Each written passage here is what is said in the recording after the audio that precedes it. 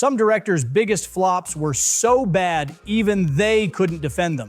Number 1 on our list was so disastrous, the director said it shouldn't have made it to theaters. And number 10, well, let's just say it bombed so hard it nearly bankrupted an entire movie studio. Tony Kaye hates the final cut of American History X, and he's never been shy about it. According to him, the version we all saw was crammed with shots of everyone crying in each other's arms, and Edward Norton gave himself more screen time than anyone else. Despite all the drama, the film became a cult classic, even earning Norton an Oscar nomination. But for Kaye, it's a movie he wishes never made it to theaters. If you've ever wondered how David Lynch feels about his 1984 Dune, let him tell you. It was a slow, dying the death and a terrible, terrible experience. Lynch never had final cut, which for a control freak like him was a nightmare.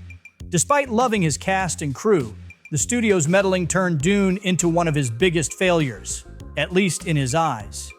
The movie flopped at the box office, pulling in only $30 million worldwide on a $40 million budget, leaving Lynch with no interest in revisiting the desert planet. After the success of Sex, Lies, and Videotape, Soderbergh hit a wall with The Underneath. It grossed under $500,000 domestically, making it a box office disaster. Soderbergh himself called it dead on arrival, admitting he wasn't invested in the film, and it showed. This neo-noir remake of Criss Cross was so uninspiring, it drove Soderbergh to take a 2-year break from studio films. But hey, it pushed him to rethink his entire approach, so at least something good came from it. Even Alfred Hitchcock had his regrets. Rope was an experiment.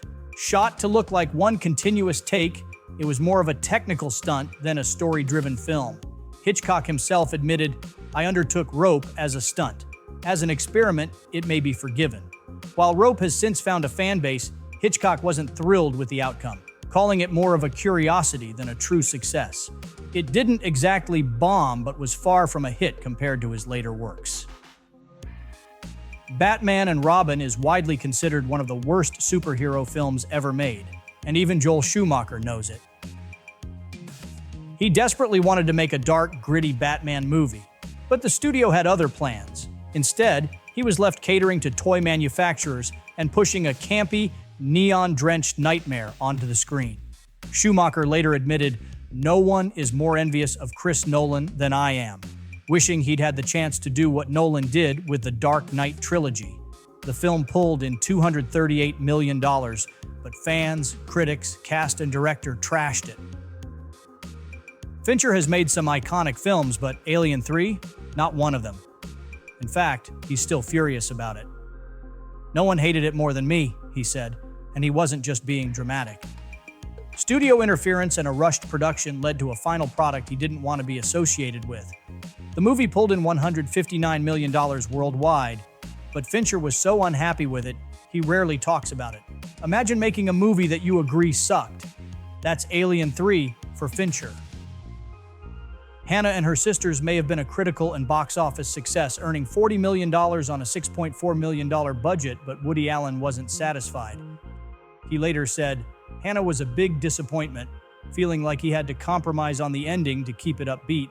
Critics loved it, but for Allen, it was far from his original vision." Yes, Woody Allen is on this list twice.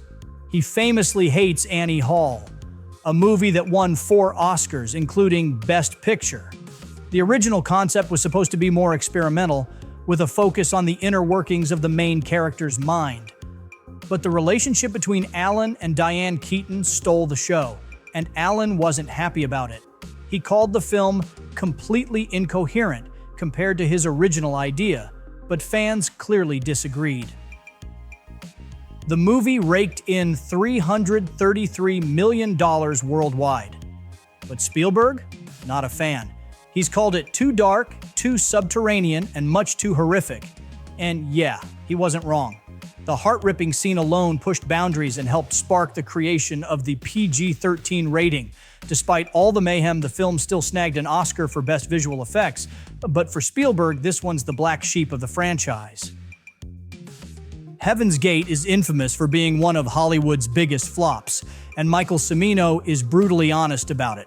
"I never knew how to make a film, and I still don't," he said.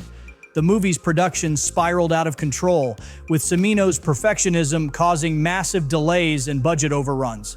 The final cut came in at an epic 219 minutes, and the film bombed hard at the box office, grossing just $3.5 million on a $44 million budget.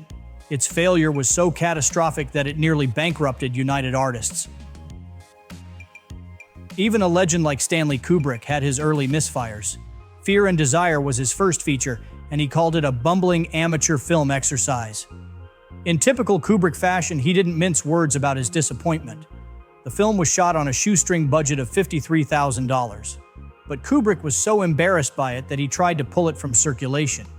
Pain may be a good teacher, but this was a lesson Kubrick didn't want anyone to see. Even Michael Bay admits Transformers: Revenge of the Fallen was a train wreck. "We made some mistakes," he said, mostly blaming the writer's strike for forcing them to shoot with barely any script. Bay described it as a BS way to make a movie, and the result, a bloated, mystical mess that felt more like CGI overload than a coherent story. Despite the film pulling in a massive $836 million worldwide, Bay was far from happy with how it turned out. Josh Trank's Fantastic Four was doomed from the start. Trank himself said he had a fantastic version of the movie a year before its release, but the final product was far from that. Studio interference and behind-the-scenes chaos turned what could have been a fresh take on Marvel's first family into a disastrous flop, grossing just $167 million on a $155 million budget. Trank's frustrations were so deep, he basically disowned the film even before it even hit theaters. Noah Baumbach is known for his indie hits, but Highball, that's the one he wishes he could forget. Baumbach admitted the film was too ambitious for the time and resources he had. It was meant to be a fun, experimental project, but it ended up an unfinished mess. Baumbach himself laughs it off now, but the movie's dismal quality and lack of polish made sure it never really saw the light of day, and for good reason. Supernova was supposed to be a sci-fi thriller, but Walter Hill saw the disaster coming a mile away. The studio insisted on previewing the movie before the effects were finished, and Hill warned them it would be a complete disaster. He wasn't wrong. The preview bombed, and the studio essentially gave up on the film before it had a chance. Supernova grossed just $14.8 million on a $90 million budget, and Hill didn't even show up for the previews. That's how little faith he had in it.